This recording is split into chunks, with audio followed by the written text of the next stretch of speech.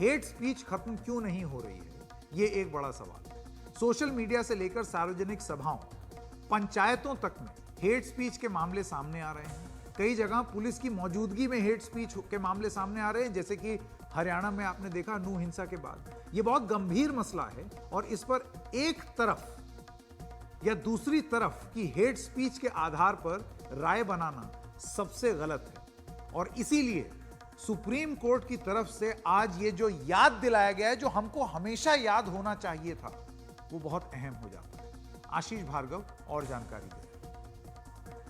Hate speech मामले में supreme court ने सख्त रुख अपना लिया है और पिछली बार की तरह इस बार फिर सुप्रीम कोर्ट ने साफ किया है कि हेट स्पीच को लेकर कानून के मुताबिक कार्रवाई होगी, चाहे किसी भी पक्ष की तरफ से हेट स्पीच कही गई हो। ये सुप्रीम कोर्ट ने साफ कर दिया है। 25 अगस्त को अगली सुनवाई सुप्रीम कोर्ट इस मुद्दे पर करेगा।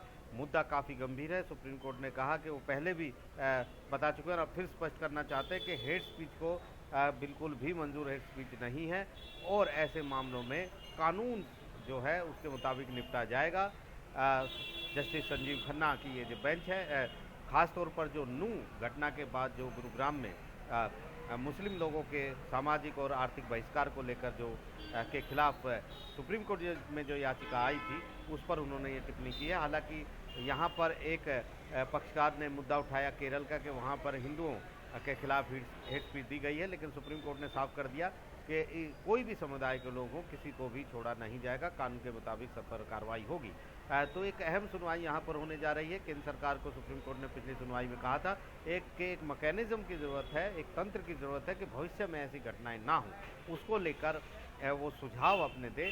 सुप्रीम कोर्ट ने भी सुझाव दिया था कि डीजीपी, हर स्टेट के डीजीपी की देखरेख में, उसकी निगरानी में एक थाने के स्तर पर, एक पुलिस स्टेशन के स्तर पर एक कमेटी के गठन की वो की बात सोच रहा है, लेकिन अभी उसे अमली जामा नहीं पहनाया है। तो सुप्रीम कोर्ट ने पहले भी अपने फैसले में कहा था, बड़ा फैसला दिया था कि शिकायत का इंतज़ार हेट क्राइम या हेट स्पीच को लेकर नहीं होना चाहिए और सीधे तौर पर पुलिस जो है स्वतः संज्ञान लेकर कार्रवाई करे, वक्त पर ट्रायल पूरा हो। और 2018 की जो गाइडलाइन सुप्रीम कोर्ट ने तहसीन पूनावाला केस में दी थी, उस गाइडलाइन का पालन होना चाहिए, ये सुप्रीम कोर्ट ने साफ कर दिया था। और ये भी कहा था कि अगर ऐसा नहीं होता है तो अधिकारियों के खिलाफ अवमानक कार्रवाई हो सकती है। और अब भी सुप्रीम कोर्ट ने कहा है कि उसे ये उम्मीद है कि जो ये घटना हुई है नूह की, इसके बाद जो है जो रैलियाँ हुई हैं, जो भी घटनाएँ हुई हैं या कहीं भी कोई भी प्रदर्शन हुआ है, उसमें जो सुप्रीम कोर्ट की गाइडलाइन है उसका पालन हुआ होगा। तो काफ़ी अहम ये मुद्दा है और 25 अगस्त को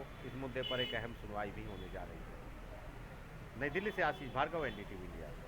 बहुत दिनों से हम लोग जूझ रहे हैं हेट स्पीच से, सब कम्युनिटीज की तरफ से, मुसलमान भी हैं, हिंदू भी हैं, हर तरफ से कहीं ना कहीं गलती होती है जिसका खमियाजा पूरी सोसाइटी भुगतती है। लेकिन एक चीज मैं समझ नहीं पा रहा हूं कि सुप्रीम कोर्ट ने ये कहा है कि डायरेक्टर जनरल्स जो हैं स्टेट गवर्नमेंट के, वो एक कमेटी बनाएंगे और वो लोग देखेंगे। अब सवाल ये है कि हमारी स्टेट्स बहुत बड़ी हैं। अगर आप मध्य प्रदेश का एग्जाम्पल लें, जहां मैंने काम किया है 40-45 साल और जिले में काम किया है 7-8 साल, तो आप देखेंगे कि भोपाल हेडक्वार्टर है और अगर रीवा चले जाएं आप, जो ईस्ट में है, तो 3000 किलोमीटर दूर है।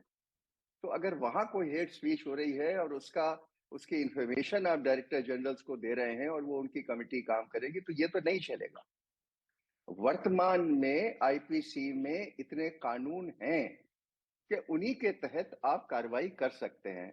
सेक्शन 504 है आईपीसी का कि कोई भी ब्रीच ऑफ पीस करता है तो उसके खिलाफ आप एक्शन ले सकते हैं अगर वो प्रोवोकेटिव हो। 153 ए है आईपीसी का कि अगर आप एनिमिटी प्रमोट करें दोनों ग्रुप में तो एक्शन ले सकते हैं। और हम लोगों ने हमेशा देखा है कि 107, 151 एक स्टैंडर्ड सीआरपीसी का कानून है या लॉ है जिसमें हम लोग कार्रवाई कर सकते हैं। तो ये इतनी प्रणाली बनाने की जरूरत नहीं है मेरी नजर में।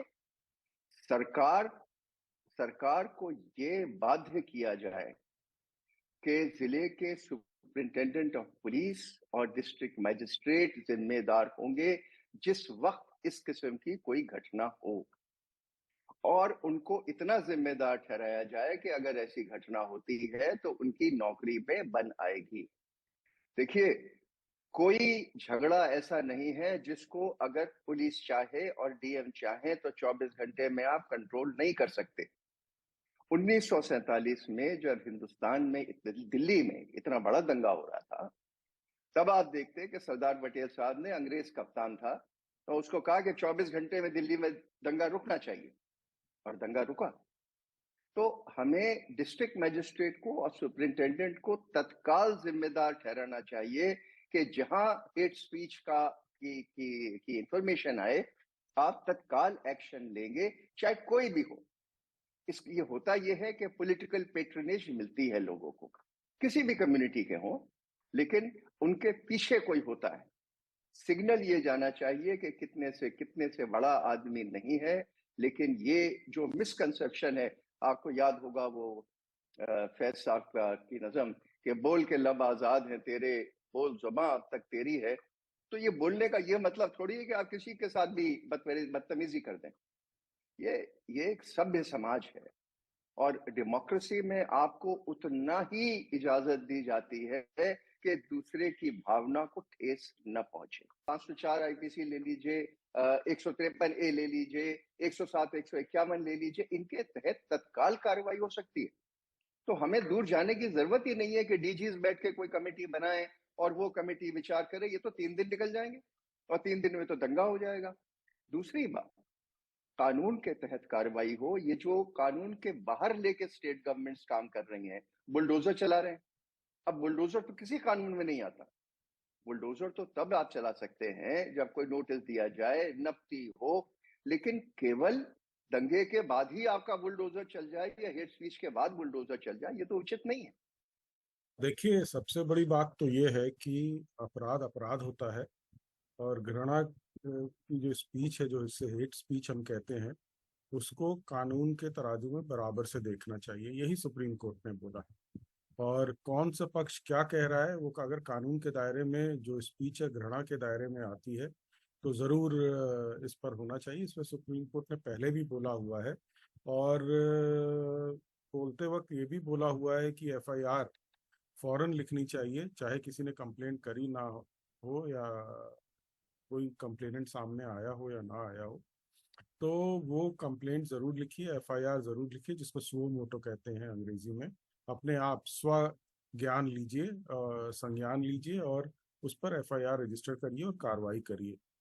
तहसीन पूनावाला केस में अगर आपको ध्यान होगा तो उसमें भी गाइडलाइंस ले डाउन करी गई हैं, और सोशल मीडिया वगैरह पे जिस तरह की हेट स्पीच वगैरह होती हैं उनको भी देखना चाहिए, उनको भी रेगुलेट करना चाहिए। और सरकार को पूरी इस तरह की स्वायत्तता दी गई है कि पूरी तरह से इस पर ज़बरदस्त और ज़ोरदार कार्रवाई करें।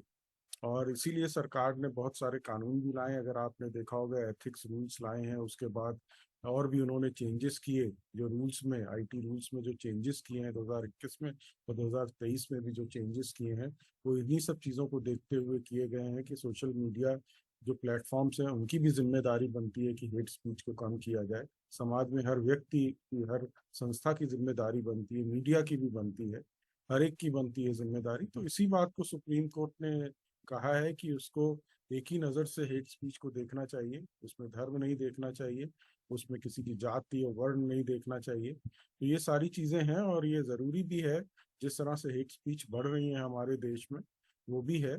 और दूसरा, सुप्रीम कोर्ट शायद इस विषय पे थोड़ा सा कतरा रहा है बोलने के लिए, जो कि हेट स्पीच जो आपकी कुछ धार्मिक ग्रंथों में दी हुई, काफिरों के खिलाफ, हिंदुओं के खिलाफ, जहां से अपराध पैदा होता है, उस विषय में सुप्रीम कोर्ट शांत है। वहां पर भी उसको भी संज्ञान लेना चाहिए उस बात का, क्योंकि ये चीजें सऊदी अरेबिया तो संज्ञान ले रहा है और वो अपने यहाँ बदलाव भी कर रहा है, लेकिन हमारे देश में इस पर अगर कोई बोलता है तो कहते हैं कि नहीं, हम धर्म ग्रंथों में नहीं जाएंगे। तो अब आगे देखना होगा कि हेट स्पीच को लेकर के ये इकोसिस्टम अपने इकोसिस्टम से ऊपर उठ के हर किस्म के हेट और हर किस्म के नफरती भाषण पर एक समान प्रतिक्रिया रखेंगे। क्योंकि अगर नहीं रखेंगे तो आप सोचिए ये कैसी बात है कि नफरती बोल ना बोले जाएं और कोई भी ना बोले। ये बात देश के सुप्रीम कोर्ट को, देश को याद दिलानी पड़ रही है। ये अपने आप में कितने शर्म की बात है, जरा सोच के देखिए।